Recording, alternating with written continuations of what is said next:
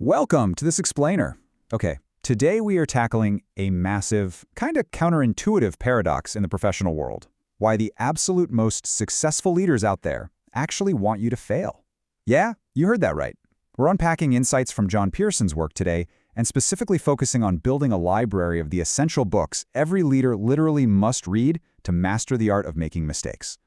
You know, from early childhood, the phrase, "don't make mistakes," is practically drummed into our DNA. We're taught to color inside the lines, get the perfect score, avoid failure at all costs, the whole shebang. But today we're looking at a direct challenge to completely flip that script. Pearson argues that by avoiding risks, we're actually cutting ourselves off from the greatest driver of lifelong learning. So the question really isn't whether you'll make mistakes. The question is, are you actively reading the mistake-making literature to actually prepare for them? There's this brilliant metaphor Pearson uses for this. He calls it the giant splash button. He argues that to truly get better as a leader, you have to hit that button. You have to take intentional laps in the mistake pool. You can't just stand on the edge, terrified of getting your toes wet. You need practice failing. Because honestly, a low tolerance for ambiguity and a high fear of failure will absolutely cap your potential. So, here is the syllabus for our curated leadership library today. The mistake paradox, why leaders must read, overcoming the not ready trap, the $1,000,000 education, and finally, your mistake reading list. Let's start right off with Section 1, the mistake paradox, and unlearning don't make mistakes. Playing it safe is actually a terrible strategy for achievement, and this insight from Peter Drucker, the father of modern management, brilliantly illustrates why. He noted that people who take risks generally make about 2 big mistakes a year, but people who don't take risks also make about 2 big mistakes a year. Think about that. If the downside is practically identical, why on earth wouldn't you take the risks that actually carry a massive upside?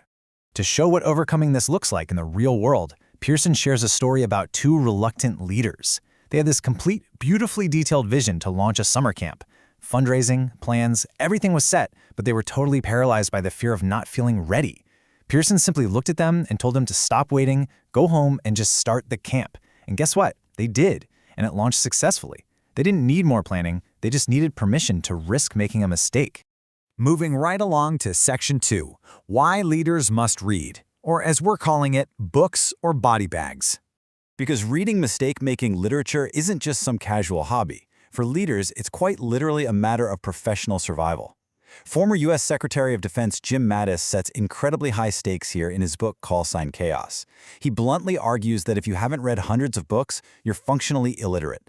Relying only on your own personal experiences makes you incompetent, simply because your singular life just isn't broad enough to teach you everything you need to know. If you're too busy to read, you're learning every lesson the hard way, and as Mattis forcefully points out, the consequences of incompetence can be final. You absolutely have to read about the mistakes of others. But here is the crucial point. It's how an elite organization like the Marines viewed Mattis's many failures. They didn't see them as fireable offenses. No, they recognized them as mandatory tuition paid on the bridge to learning. They promoted him because of what he learned from those mistakes. And that right there, that is the exact mindset shift we all need. Okay, Section 3, overcoming the not ready trap and beating the game of now. Let's look at some specific books from the mistake literature that tackle that crippling fear of just getting started. In his book, Backable, author Sunil Gupta points out the 3 most dangerous words in business: I'm not ready. After spending 5 whole years interviewing people who have literally changed the world, Gupta had a stunning realization. Absolutely none of them were truly ready when they started. The feeling of being an imposter or lacking preparation, it's completely universal. World changers just choose to act anyway. Take the story of best-selling author Michael Hyatt. Back in 1990, his new publishing company had a massive hit. Life was good. But by 1992, disaster struck. A $1.1 million loan was called in, and they couldn't pay it. An 18-wheeler literally backed up and repossessed everything. I mean, they didn't even have chairs left to sit in. But Hyatt says he wouldn't trade that failure for the world. That massive, incredibly painful mistake taught him the rock-bottom importance of having a vision, which eventually led him to become the CEO of Thomas Nelson.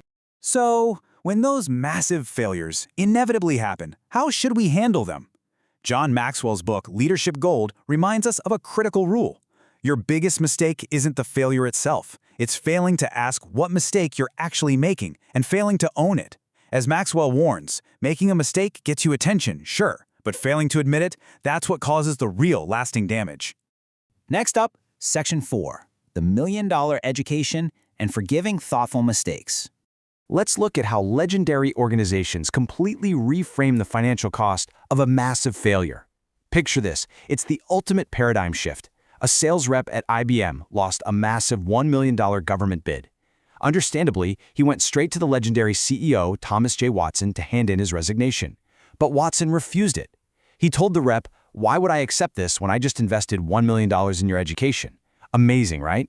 Watson drew a very clear line between careless errors and what he called thoughtful mistakes. If you tried to do the right thing and learn from it, that mistake is an investment. It is not a loss. Dr. Robert Histrich notes that the best companies actually institutionalize this tolerance for failure. Look at BMW. They have a successful failures program where they literally give out a Flop of the Month award to employees whose highly innovative ideas failed during implementation. They deliberately build a culture that recognizes trial and error as completely inevitable. And just to prove that literally no one is immune to a massive flop, John Pearson shares his own story. He and a team of experts designed an elite entrepreneurial leadership summit.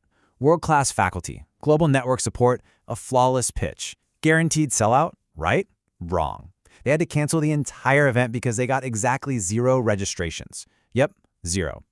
Even the experts take a cannonball into the mistake pool sometimes. Which brings us to our final section, Section 5, Your Mistake Reading List, and Building Your Library. If books are the primary way we learn without having to bleed ourselves, this is your definitive syllabus. Let's do a rapid-fire breakdown of the essential books every leader simply must read to master this domain. Mark Epler reminds us to constantly sharpen our axe through lifelong learning. Hans Finzel warns against the frustrations of sloppy delegation. Steve Moore dives into the spiritual consequences of being too risk-averse. And Albright and Carr emphasize a really tough one for managers. You have to allow your own workers the freedom to make their own mistakes. Of course, you absolutely have to keep a sense of humor about all of this. Dilbert creator Scott Adams catalogs corporate mistakes hilariously in Don't Step in the Leadership. He even suggests a genius solution for terrible meetings. Invent chairs that heat up 10 degrees for every single minute someone talks. If you ramble for 40 minutes, your chair literally bursts into flames.